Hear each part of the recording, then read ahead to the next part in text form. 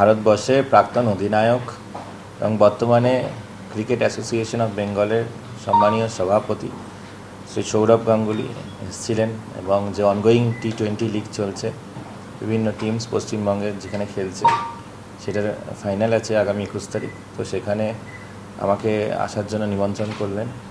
তো আমি সেই নিমন্ত্রণ গ্রহণও করেছি এবং সেদিন আমাদের বিশ্ব যোগা দিবস। তো বিশ্ব যোগ দিবসের বিভিন্ন যে কর্মসূচি সেরে দিনের শেষে আমরা সেই ইডেন গার্ডেন্সেও যাব, ওনার ইনভিটেশনকে অ্যাকসেপ্টও করেছি।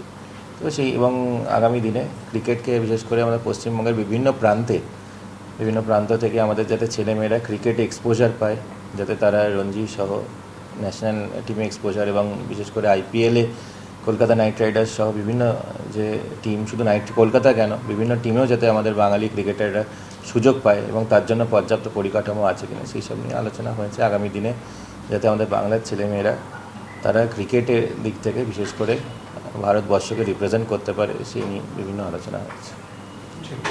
আচ্ছা, মানে আপনি যেটা বলছিলেন যে অন্য রাজ্য, মানে আইপিএল এর অন্য টিমগুলোতে যাতে বাঙালি ছেলেরা পায়, হ্যাঁ, শুধু তারা খেলছে, অন্য রাজ্যের ছেলেমেয়েরা আসছে, তো কিন্তু কলকাতাতে পায় না, খেলছে অভিষেক পোড়েল সহ একাধিক, সেই সংখ্যাটাও কম, সংখ্যাটা কম, কিন্তু কেকেআর এ বাঙালি কোনো ছেলেই থাকে না, সেটাও বলা হয়েছে, সেটাও বলেছি বিশেষ করে যাতে আমার বাংলার ছেলেমেয়েরা প্রতিনিধিত্ব করতে পারে সেদিকে একটু বিশেষ নজর দিতে হবে।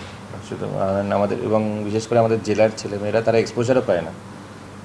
আমরা যারা শহরে জন্মেছি, বড় হয়েছি, তারা একরকম এক্সপোজার পায়, কিন্তু আমাদের পশ্চিমবঙ্গের বিভিন্ন প্রান্তে, ধরুন পুরুলিয়াতে বা মালদাতে যে ছেলেটা ভালো বল করছে বা ভালো ব্যাট করছে, তিনি কি সেই এক্সপোজার পাচ্ছেন কি না, সেটাও আমাদের এনশিওর করা, যারা প্রশাসক আছেন ক্রিকেটের ক্ষেত্রে তাদের প্রত্যেকেরও সেটাও দায়িত্বের মধ্যে পড়ে।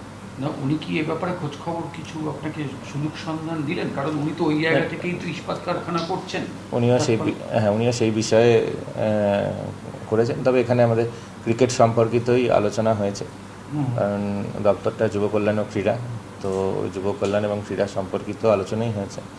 তার বাইরে অন্য কিছু আলোচনা করা সেটাই অফিসের কাজও নয়, এবং সেগুলো ওনার বা অন্য ডিপার্টমেন্টের বিষয়। ওনার যে বিষয়টা বিশেষ করে আমাদের পশ্চিমবঙ্গের ছেলেমেয়েদের কথা ভেবে, ক্রিকেটের কথা ভেবে, এবং ক্রিকেট প্রশাসনকেও কী করে আরও বিভিন্ন অনেক ক্ষেত্রে অনেক ধরনের যে অভিযোগ আসে সেগুলো যাতে আগামী দিনে না আসে সেটা নিয়ে ওনাকে বলা হয়েছে।